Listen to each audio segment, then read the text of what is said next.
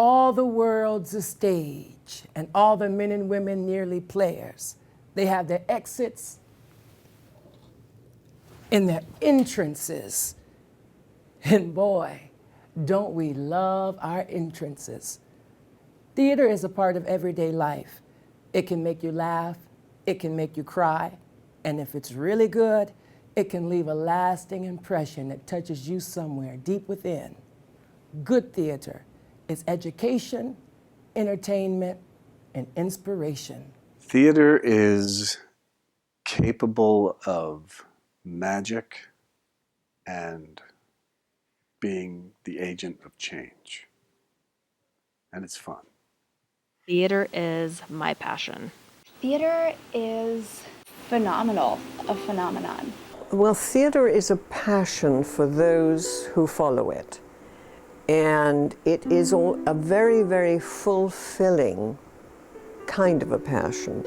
And it requires your whole energy, and it requires everything of you, but it gives you everything back as well. Theater is vital. I mean, theater can be anything. Theater is anything. It's performance of life experiences in some way. Theater is stimulating. Theater is life-affirming. Theater is a place where a variety of people can work together to express what is most important to them about life. Theater is life. Hello and welcome to All the World's a Stage here on Buckeye TV. I'm your host and creator, Corey Lipkins Jr. Let's talk theater. I love theater. It's one of my deepest passions, and I am not alone in that love. There are some people so passionate about theater and so driven by the art that they make a living of it, whether calling the shots, breathing life onto a page, or making it all come together on the stage. Let's meet some of these theater makers that we have right here in the Ohio State University's Department of Theater. Like most fields, management is very important. In the role of production manager, I introduce to you Cherie Greco. Miss Manager, tell the world what you do. Well, I'm the production manager for the Department of Theater. The production manager basically coordinates and oversees the entire technical production process, also taking into account the artistic and creative processes as well. So if I break it down for you, it's calendaring. Production manager does the calendaring for the whole season, and also the budget. So once budgets get created, which I have input on, then my task is to oversee and make sure that we're all spending accordingly. I also advise stage management here. And so I'll mentor and train the stage managers, which are all undergraduate students, and they stage manage all the main stage shows. I attend every technical rehearsal, every dress rehearsal, up through opening. So it really helped guide the entire process from the first production meeting on. And I'm currently already planning the 16-17 season. I know that's right, Cherie. And as a theater major, I thank you for all of your hard work. Now, I've heard through the grapevine that you worked on Modern Family. Tell the people about that. Yes, I worked on Modern Family from its inception for the first 2 seasons. I worked in the studio office that oversaw production. It was really exciting to be a part of that because we had been tasked with making sure that we could shoot this on a lower budget format, and the way that we did that was documentary style, which the audiences are accustomed to seeing now. It's part of the show, and we built there are 3 homes in the show. We built all 3 homes on one soundstage so that we could take the camera and just go from house to house to house very, very quickly. This allowed for less setup time, less crew time, and so we were able to keep it within this new budget parameter. It was really exciting to be a part of that in the beginning. Tell me, Cherie, why do you think theater is vital? Theater in the arts is so very important. I think it allows our imaginations to expand and run wild, and there's really nothing that we can't do in the theater. We're not limited by, a camera or, anything like that. And so I think it gives culture and community a way to express ideas and a way to reach broader audiences. How can the student body get involved in all of this greatness? Students can get involved in the department fairly easily. We have from stage management positions. They're all undergraduate positions, so we have a stage manager for each show, plus assistant stage managers. Students can get involved, obviously, by auditioning and maybe, landing a role on the stage. But as far as backstage, there's plenty of jobs and roles that need to be done, whether it's here in educational theater or out in the world. We need crew. So there's opportunities to work with props, wardrobe, scenic, sound, lighting, so many different areas. And we do hands-on training, so you don't need any experience to get started in the theater right now. You heard that. Not now, but right now. There's the word from Miss Cherie Greco. In the wings, we have another theater lover with managerial ranking. I present to you the mistress of costumes, Ms. Rebecca Turk. Tell us what you do. I'm the costume studio manager here in the Department of Theater at OSU. My job entails managing the shop, the costume studio, all of the workers within it, and it's mentoring young designers and technicians and some instruction in classes as well. Now, I know for me the character is not complete until I'm in costume. Tell me, why is theater vital, and how do costumes enhance the experience? I mean, it's part of the human experience. I think that we all have something in us that we want to create or experience something different and creative. I think that it's possible for anyone to do that. I think costumes are very closely tied to what we wear. So everyone has an opinion about how someone looks, and they help tell a story and enhance the character for a play. So I think that many, many people can relate to the costumes that they see on stage or film. For sure. And I know this campus is full of students who love fashion, design, and whether they know it or not, costuming. How can these student creators get involved? Well, we have a wonderful class, our 2000 practicum series. There's opportunities in all of the technical areas. And I think that that is a really, really great place to start. We also have introduction classes, introduction to production design, sort of seeing more of the research that goes into what we do and some of the theory. So those are two really great classes to start with. You heard the lady. Don't just sit on your talents. Put them to good use. Thank you, Rebecca. I feel a song in my heart. One of my colleagues has quite the voice. She goes by the name of Hannah Hoschak. Hannah, can you do a little something something for us? This dress needs to seal the deal, make a grown man kneel, but I can't come right out and say bride. Can't look like I'm desperate or like I'm waiting for it. I've gotta leave Warner his pride, so bride is more implied. Yes, implied. I'm gonna leave that note for you, Hannah. How beautiful, though. Like me, you love theater enough to focus your major studies in the field. Why do you love theater? This is gonna sound silly, I love playing pretend. I love being given the opportunity to be someone that I am not, to play different people with whom I don't normally relate. I love the challenge. And I love the things theater can do. It's very cathartic, or at least it can be. It definitely has the potential to be incredibly cathartic, whether you're an audience member or a performer. I absolutely agree. Thank you, my friend. Now, let's talk to someone so in love with theater that he is studying to become a master actor. This is his first year at The Ohio State University in the graduate program. I present to you A.J. Wright. You are a sad and pathetic man. You're a homosexual and you don't want to be. But there's nothing you can do about that. Not all the analysis you can pay for in all the years you've got left to live. Oh, you could very well lead a heterosexual life if you want it desperately enough.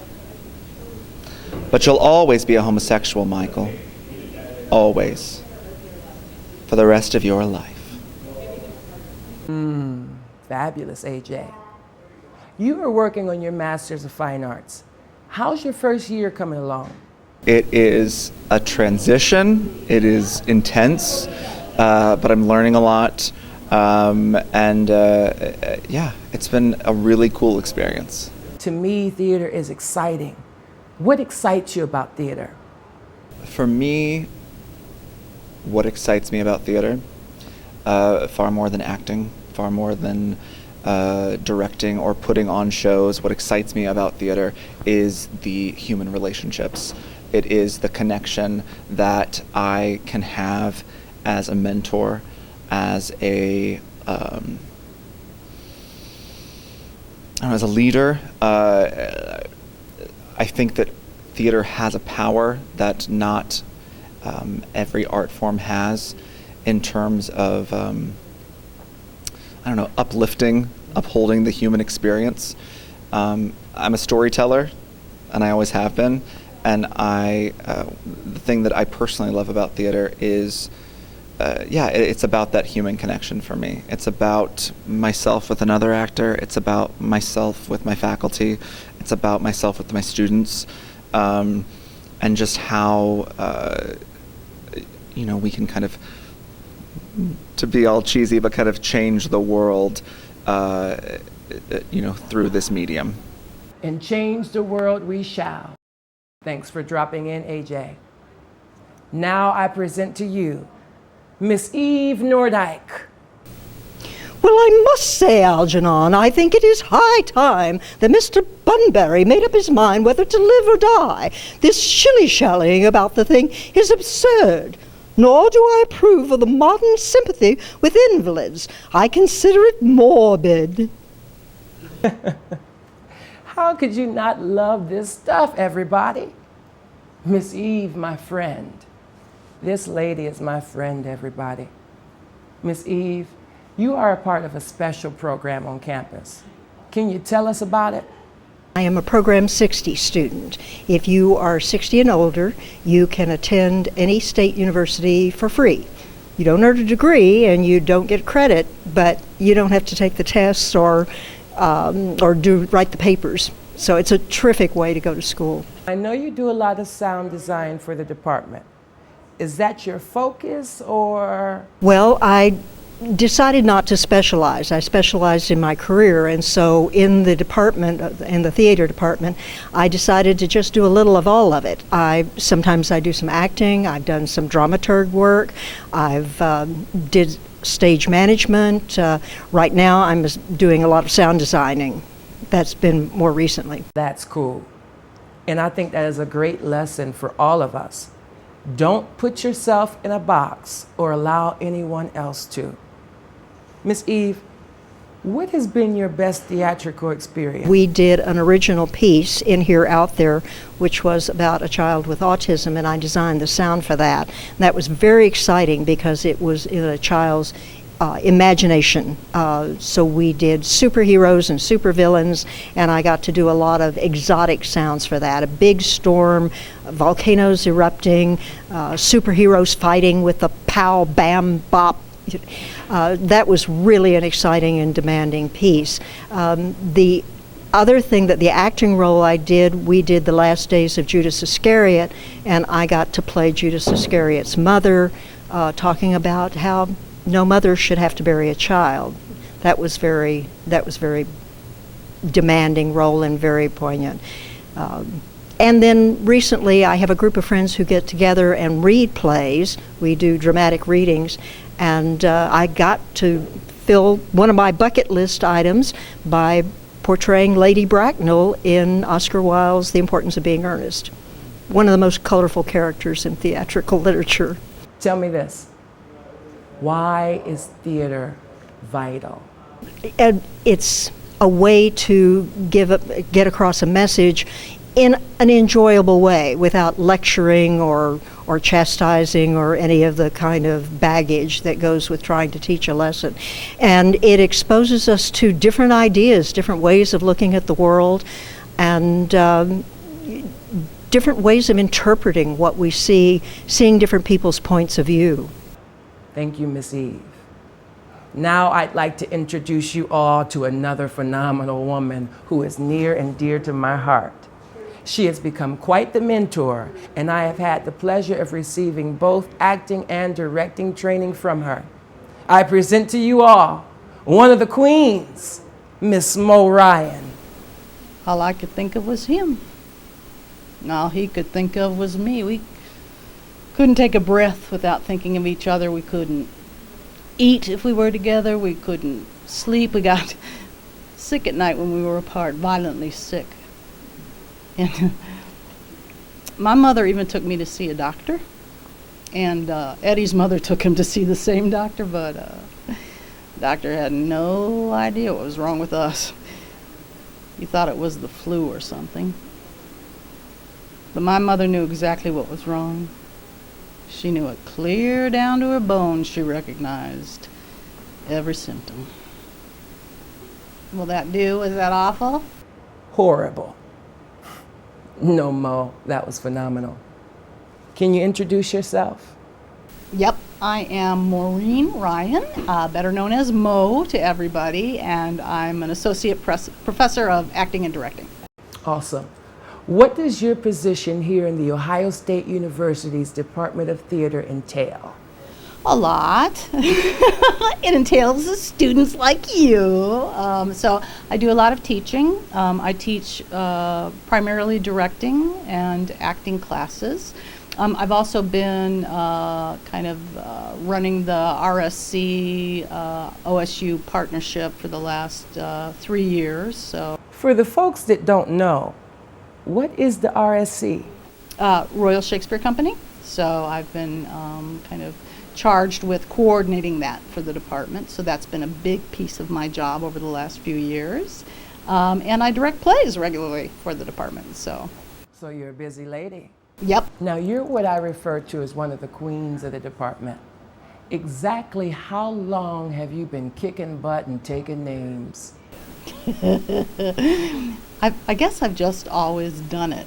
My dad has this awful Super 8 movie. Super 8 movies were like tiny little reels that people didn't have video cameras, like they had little film cameras.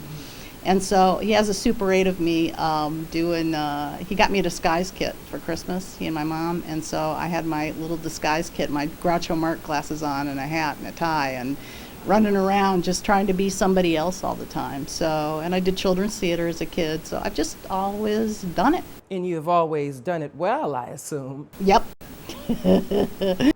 Mo, I have to ask you, why is theater vital? I think theater is vital for a very specific reason, because it offers a communal experience. It asks a group of people to come together into a room and literally commune around a specific event. I think it's the same reason that you can watch like the rock video on TV, but you still go to the concert because you're in the midst of all these people. But theater confronts us with ideas and issues and things that we can grapple with as a community. I absolutely agree. You spend a lot of time in the Drake Performance and Event Center at 1849 Cannon Drive. In case some of y'all watching don't know where we are. What drives you to put so much energy into it? I I just love to teach. You know, it's really, I've been doing this for a long time, and it just feels wonderful to get into a room with young artists who are really hungry and want to kind of flex their muscles and find out more. And there's nothing more gratifying than being able to come and share what knowledge I have. Plus, you know, working as a teacher, you grow. You just get better and stronger, and you never stop. You know, you're always a student. What was your best theatrical experience? That's hard because there have been so many and they're so different. I would say the greatest challenge that I ever surmounted was doing a play called Copenhagen, which was really, really, really hard in the sense of it was steeped in sort of the world of physics. But it was about something so profound that it was worth the struggle to sort of fight through it and to take a play that was incredibly dense and try to get it to an audience so that it was clear and accessible, and felt relatively successful in that. Do you have any upcoming projects within the department? Well, I'm directing a little play called Stupid Effing Bird. And what it is a very contemporary adaptation of Chekhov's The Seagull. Aaron Posner is the playwright, and he was having difficulty kind of reconciling himself with the Chekhov. He always loved Chekhov, and he just kind of needed to go back to it. And so really the play is his response to Chekhov, and it's very meta-theatrical, so it's got the play within a play within a play structure, and I think everybody's going to love it. Now, as exclusive as you are, I know you have some famous friends. Yep. Well, you know, and I tell the stories because I think students need to ask the question, why not me?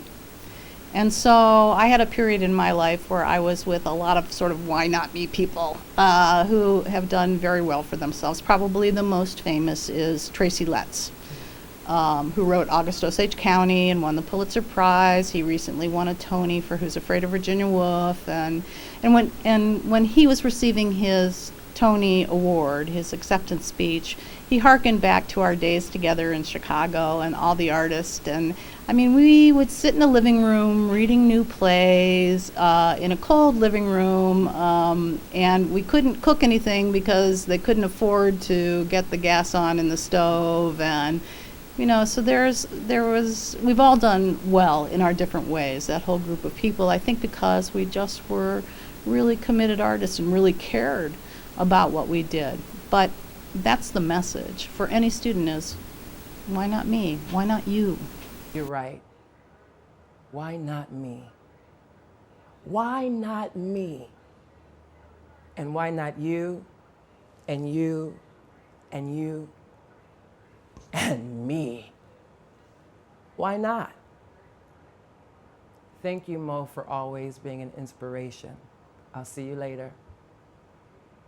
In the wings, waiting to grace us all with her presence, is the queen of movement and voice, the one and only Janine Thompson. Why, yes, I saw a hypnotist at the state fair. It started by inviting the younger members of the audience to come up on stage to be hypnotized, that is, if they were not too frightened. And he had them sit in chairs, and he told them to relax and follow his directions. He said, "At the sound of my clap, you will be hypnotized." Clap! And they all went weak in the chairs, just like old rag dolls. And then he told them to do silly things like, "Now you are a duck." Clap! And they got up and they started walking around the stage, waddling and quacking like ducks. Then he got them back into their chairs and he said, "Now you are naked." Clap! And they woke up and they were mortified to find themselves naked on the stage, and they tried to hide themselves. And then he got them back into their chairs one last time. And this time he said, "You are in a striptease contest." Clap! And one by one, when the hypnotist called, each one walked to the edge of the stage and started bumping and grinding. Oh, God. The audience went hysterical with laughter, including the parents. I couldn't believe the parents would allow such things to be done to their child, whether they were hypnotized or not. And then I looked a little closer, and I realized that several members of the audience were also one tiny step away from being under the spell of the hypnotist. Their eyes were closed, and they were swaying back and forth, hoping to surrender. Yes. I wouldn't expect anything less from you. Oh, Janine, how long have you been involved with theater? Or maybe the better question is, how long has theater been involved with you? Well, I started dance training when I was 4, so like many dancers, started very early, and I was raised in modern dance, and by one of the founders, one of the originators of children's creative dance, Virginia Tanner, in Salt Lake City, Utah. And then I went to the University of Utah in the modern dance department and their theater department, and then I started working professionally as an actor, dancer, choreographer, and then I was a part of a small company where we did dance theater work, and we toured work around the region and to New York. Yeah, so I've been working professionally since I was about 18. So how many years has that been? Oh, goodness. Well, I am now 57. Okay. Yeah, so that's a few years. So you know a thing or two about a thing or two. Yes, I've been around. Sore bones. Sore bones. Speaking of sore bones, you had the esteemed honor and pleasure of working with the Marcel Marceau. For those of you who don't know who he is, Google it. Mr. Marceau was a French actor and mime, most famous for his persona as Bip the Clown. He received many merit awards, won an Emmy for his television work, and established his own pantomime school in Paris, along with Marceau Foundations in the U.S. to promote the art. Marceau performed professionally for over 60 years and has been referred to by many as a national treasure. And fun fact, Marcel Marceau was friends with Michael Jackson for over 20 years, and even Mr. Jackson said that he would use some of Marceau's techniques. Oh, Janine, can you tell me about your favorite memory with Mr. Marceau? That's a difficult question because there are many. I worked closely with him for 20 years. And that included me producing his residencies, his workshops here in the United States, and being invited to demonstrate for him at those workshops. I think one of the most memorable was when I performed one of my very first mime plays for Marceau. It's a piece actually that I show in my mime classes here. And it was also performed in the piece that we did a couple years ago, There Is No Silence. It is a piece called Images of Woman. And it is a mime metamorphosa where it starts with youth, maturity, old age, and death of a woman. And it's all in a very poetic style of movement. And I performed it for Marceau as part of a large performance in a huge auditorium. And it was with that performance, with that piece, that he said that it was one of the finest pieces of metamorphosis that he had ever seen any woman do ever in his life. And it was after that that he started to welcome me to demonstrate and to be an example of his work. So I'd say that, showing him that work and receiving his feedback that very first time. What a compliment. I must say that he was absolutely right, and it is such an honor to have you as a teacher and mentor. Let me tell you all, Janine was my movement coach for a show I did last year. Shout out to everyone involved with Trouble in Mind. And when I tell you this lady helped me to physically transform into a character over 40 years my age, she helped me to locate the cough from the pneumonia and to physically identify the arthritis and various other pains in the bones. One of my best experiences thus far.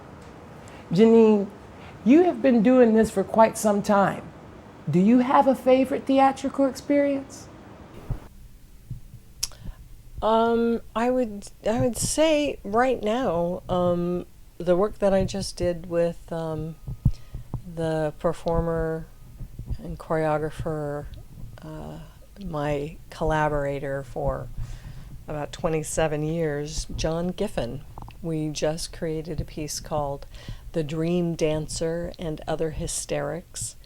And for me, it was the crystallization of what I want to do as an actress and as a dancer, as a choreographer, as a storyteller. And for me, this one piece allowed me to really flex my muscles, explore in that entire range. Plus, I was working with such a seasoned, powerful, exceptional performer, which is John Giffen, and creator.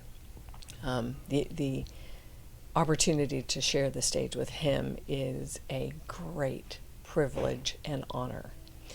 And for me, I think what I learned the most in this show that I hadn't before, and it's what we talk often about in acting, and that is be in the moment. Not thinking about the next moment or judging the last moment, to just be in the moment. And I think with this show, I was able to attend to that, to just be present in a way that I'd never as a performer been able to do. So in many ways, what I just did was gold. Too cool. You obviously are so passionate and experienced with the world of theater. Can you talk about theater's vitality? Oh goodness, I think arts are vital to the world because we are human beings, and as human beings we need to be able to express our deepest emotions, express our thoughts and emotions, and to tell stories of our lives, tell stories of other people's lives. And I think the arts enables us to express in ways that are often lost when we are going through our day-to-day life, especially when there are times of deep crisis that I believe we're in now. How can we cope? How can we express images, moments of like the refugee crisis that's happening in Europe right now? We can write about it. We can write plays about it. We can make mime pieces about it. We can make dances about it. We can make paintings and sculpture about it. Something that, especially when we feel like we're not able to take action in any other way, at least maybe I can share my thoughts with the world in this way. That one, it gets it out of me, but it also shares with the world what is going on. And maybe what we can do about it. How can we change for the better? How can we maintain and restore humanity? I think the arts does that. I also think when we look back in time, one thing that's very important is looking at the culture of a period of time and the culture is often embedded with the arts that the people were doing at the time. So there's that too. Well said. Thank you, Janine. I'm honored to know you and to have gained such valuable pieces of knowledge and training from you. Now, let's talk to the Queen from England. I have a couple connections. This remarkable woman has been a part of the Ohio State University's Department of Theater almost since its inception. I have had the most treasured pleasure of having tea talk with this queen. I present to you all Dr. Joy Riley. Growing older happens every day. Learning by the numbers. 5 months to age 1. Learning to say something. It's all amazing, anything.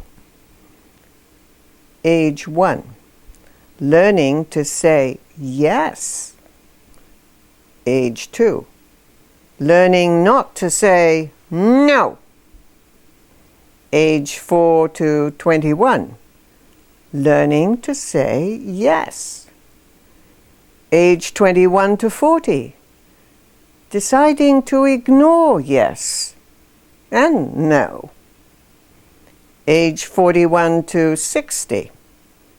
Afraid to say yes or no. Age 60 to 70. Teaching yourself to say no. Age 70. Teaching myself to say yes. When does it all become amazing again that I can say something?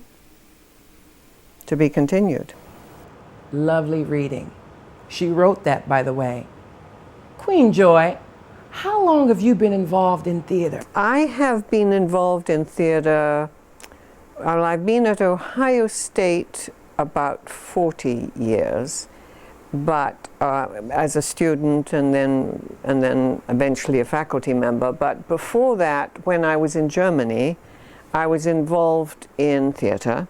It was actually a military theater program in Frankfurt am Main, and that's when I first got involved in the theater. And it was because I met an American Air Force guy, and he was interested in the theater when he wasn't flying to Vietnam at night. What is your position within the department? I'm a faculty member now, and I've been in various different areas. When I first came in here, I did a lot of acting, and then I started doing a lot of directing, and now I don't do that as much, although I love those areas, but I teach honor students. I used to teach. I was actually hired to lecture the Introduction to Theater program, and I did that for 25 years. How did that come about for you? Well, when I first arrived, I had been working actually as a journalist in Granville and Newark, Ohio, where my husband was stationed, and I then I got really interested in theater, and so I started going to the theater and doing theater reviews.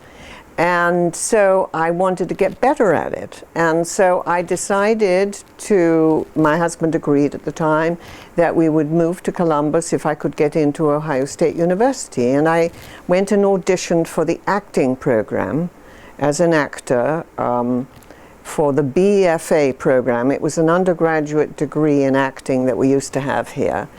And I got in. It was competitive. I got in, and so I was here for 4 years in an acting program as an older undergraduate. And then after that, they offered me an assistantship as a graduate student. And so then they asked me to start.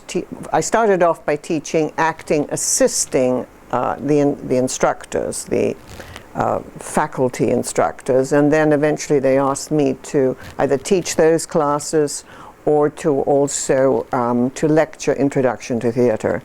And as I said, I did that for a long time, and I loved it because you could talk about everything in theater. And we really had a marvelous program. I took over from Dr. Charles Ritter, who really created the Introduction to Theater program at Ohio State.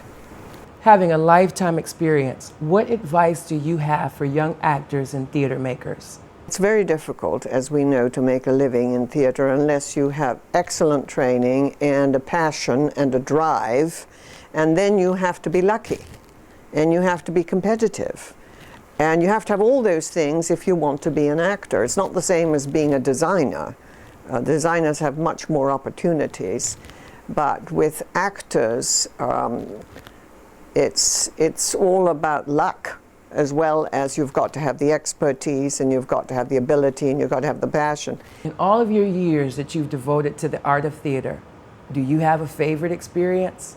Ah, what a question to ask me. Yes, you mean, when I was acting a role, there were certain roles that I absolutely adored, and one of them was called The Lion in Winter. And it was a play about the story of Eleanor of Aquitaine and Henry II. And I just loved that story, and I got to do it at Ohio State.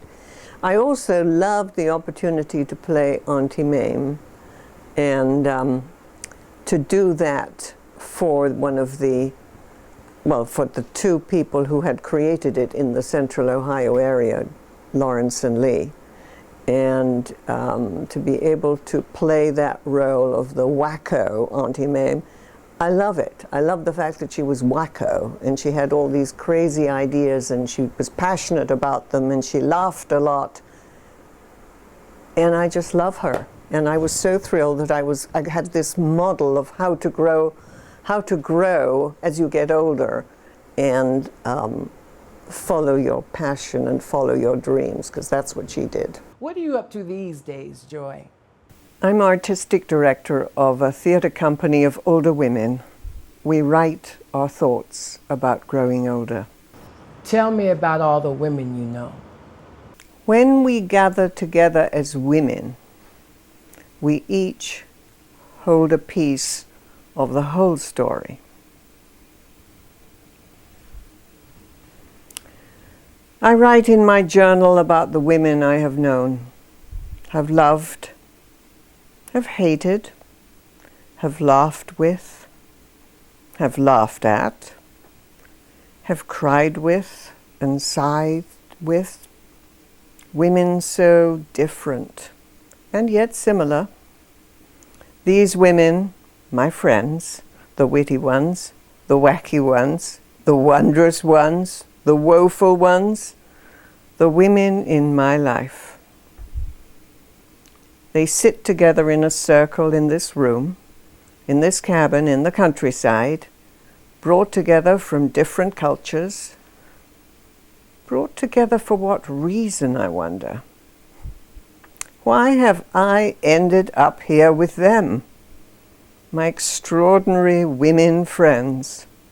They astonish me, fascinate me, shock me, comfort me, share with me, annoy me, stimulate me, surprise me. But they never bore me, and they are all part of my story. Tell me why theater and the arts are vital. Well, theater, you mean all the arts? Are you talking about all the art? You know what? Let's just talk theater. Just theater. Why is theater? Well, I think theater is vital because it brings stories to life. And it is something that everyone needs to be able to have access to. Now, some people have never heard of theater, but for instance, I think there's a wonderful, in America, I love this idea of theater for children. It helps them develop communication skills, and so that's absolutely wonderful. But theater is also used to enlighten people, such as we have the autism on the Spectrum program. So there's so many things. Theater can be used in order to effect change, but theater can be used to inspire, and most important of all, it tells stories. And we all have a story. Whether we share it or not, we all have a story, and those stories are really inspirational when you hear some of those stories. So I personally, theater has enriched my life, and I remember when I was very, very active, first of all in community theater, which was what inspired me to want to go back to Ohio State and do this well, not just be in community theater, but to learn what is good and what are the ways to conduct this the best possible way. And when I did that, I'm so happy that I went into this profession. I also feel very lucky that I had the opportunity. I feel that artists are very privileged to be able to follow their passion. And of course, if you go into theater, you need to have a passion for it in order to succeed. It's a tough field. It's a very tough field. But so are all the arts.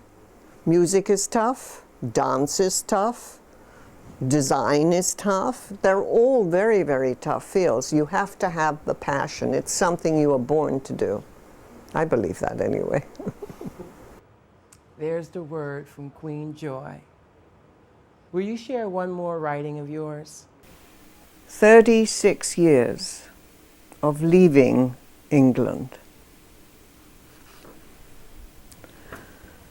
The day I am again to leave England, my mother comes into the room early, brings me tea in a china mug and valerian to soothe my nerves. She cannot settle. I cannot sleep. I think of the night before my wedding. I found her doing loads of laundry, washing socks in the middle of the night. 4 decades later, she is fragile. Her skin translucent, hair white, thin. She has a worried look now, often.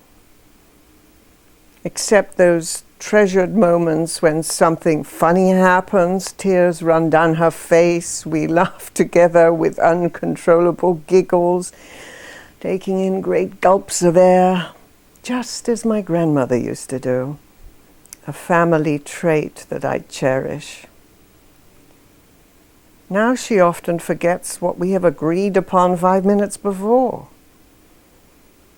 The final moment comes. I don't want to leave.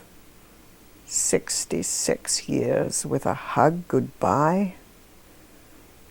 She watches from the front porch with intense connection. I know, and she knows, that my mother is slipping. As I fly back to America, I remember my friend Joe's advice. It's best not to think about it. That was absolutely beautiful. Thank you, Joy, for sharing your art and sharing your heart. You are a gift, and I thank you much for taking the time to talk with me and our wonderful audience. And I must commend you on those quick changes. You went from the red and navy blue to the powder blue, back to the red and navy blue. You are quite the superwoman. We have one more accomplished theater maker in the wings. This cool cat has been seen on every soap opera, from Guiding Light to General Hospital to One Life to Live to an episode of The Young and the Restless. He was also in movies such as Love and Other Drugs, yes, the movie with Anne Hathaway, and Unstoppable, yes, the movie with Denzel. I could go on, but just IMDb the man. I present to you the leading man of the department, Mr. Kevin McClatchy. That's cool. Mr. McClatchy, how are you, sir? Good, good. How are you? Good. Can you tell me a little bit about your TV and film career? Yeah, let's see, it started in New York. That's where I started my career. I sort of moved there after college. And the first TV show, the first professional job I had was on Guiding Light, soap opera. It's now sort of in the dustbin of television history.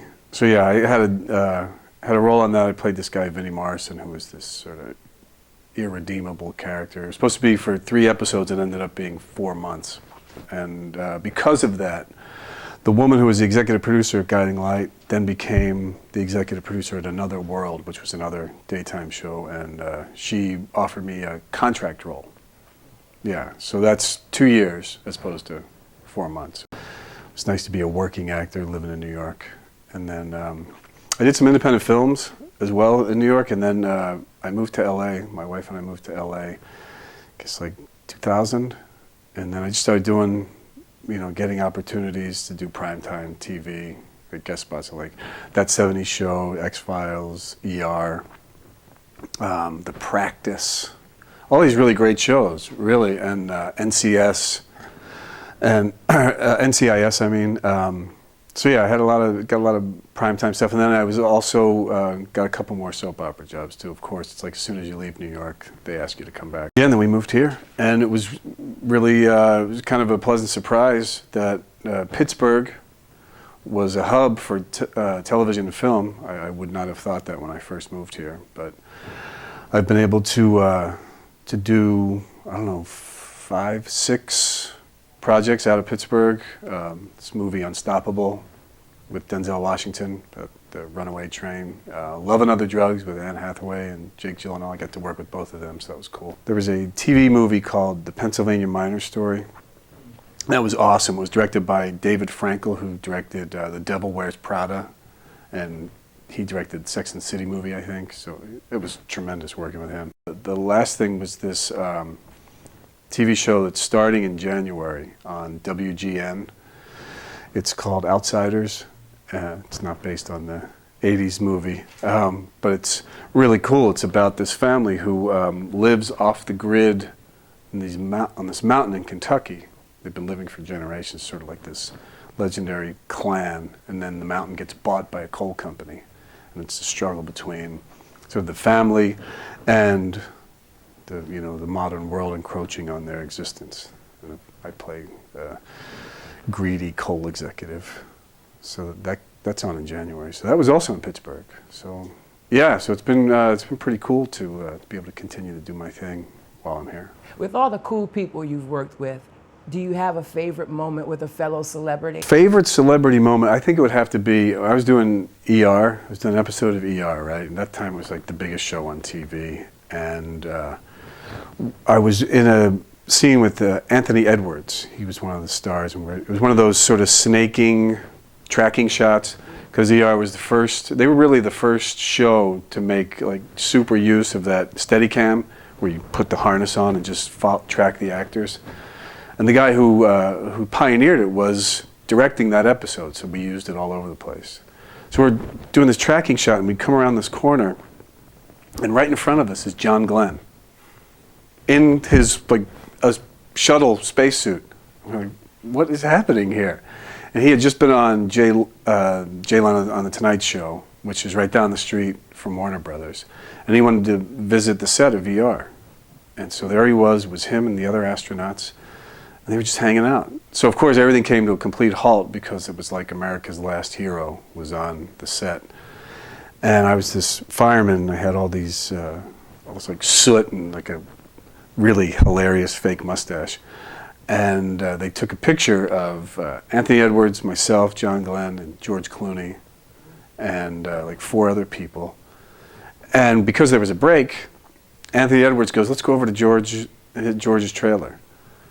And I was like, okay, that's cool. And we ended up playing basketball right outside George's trailer. So I was playing hoops with George Clooney and Anthony Edwards for about 45 minutes while John Glenn was receiving visitors and accolades and everything. That's not cool at all. Just shooting hoops with Clooney and the posse. Mr. Kevin, what is your position here in the Ohio State University's theater department? Yeah, I'm assistant professor in the Department of Theater. So I oversee the acting curriculum. Pretty much that's my area of focus. And this is my 3rd year. I'm in like halfway through my 3rd year as a faculty member. And I also sort of have stepped into a leadership role in the Shakespeare and Autism project that we have going on. And yeah, I also am just active with APO, the undergrad organization, pretty dedicated to continuing to make the undergrad experiences sort of rich and diverse in terms of opportunity as I can. You spend a lot of time working in the world of theater and guiding young theater makers who love the craft of acting. Why would you say theater is vital? It has the power to change people. I mean, that's kind of the short answer, but it's the true answer. When you go to the theater, there's the opportunity to be moved to something, whether it's to laughter, to tears, or to action. And as the theater maker, it's sort of addictive and irresistible to be able to have a hand in that, to be the causer, or in the contract, more accurately, with that sort of experience where you're moved, the audience member is moved, and we're both better leaving the experience for having the experience than we were when we walked in. That's why it's vital to me. And it's the place where you go to hear the truth, maybe not facts, but you go to hear and see the truth. I agree completely. Now, before you go, can you give the audience a taste of your expertise? No, man.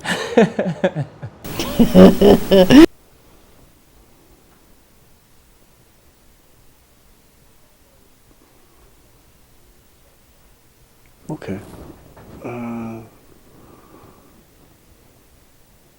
What would you want? Would you rather have Shakespeare or something that's from a more contemporary play? Because I could do that. What would you rather? Let's go with Shakespeare. All right, I'll try that. What's he then that says I play the villain? When this advice is free I give, and honest. Divinity of hell. For whiles this honest fool plies Desdemona to repair his fortune, and she for him pleads strongly to the Moor, I'll pour this pestilence into his ear, that she repeals him for her body's lust, and by how much she strives to do him good, she shall undo her credit with the Moor, thereby turning her virtue into pitch, and out of her own goodness make the net that shall enmesh them all. Bravo. Thank you, Mr. McClatchy, for taking time out of your busy schedule to kick it with Corey. And I want to thank all of you for tuning in to All the World's a Stage. I'm your host and creator, Corey Lipkins Jr. Hey, AJ, tell the people what to do to get tickets to our main stage productions. Grab your tickets at the box office. There you have it. You can also visit theater.osu.edu. Talk to me or any of my special guests from today for more info on the Ohio State Department of Theater. Well, wait a minute. Nobody asked me if I wanted to act a little or recite a piece of something. I have a message for you dreamers. Comes from one of the great poets, Mr. Langston Hughes. The first is called Dreamkeeper, the second is simply called Dreams, and the third is called Dream Deferred. Bring me all your dreams, you dreamers. Bring me all your heart's melodies, that I may wrap them in a blue cloud cloth, away from the too rough fingers of the world. Hold fast to dreams, for when dreams die, life is a broken-winged bird that cannot fly. Hold fast to dreams, for when dreams go, life is a barren field, frozen with snow. What happens to a dream deferred? Does it dry up like a raisin in the sun? Or fester like a sore and then run? Does it stink like rotten meat? Or crust and sugar over like a syrupy sweet? Maybe it sags like a heavy load.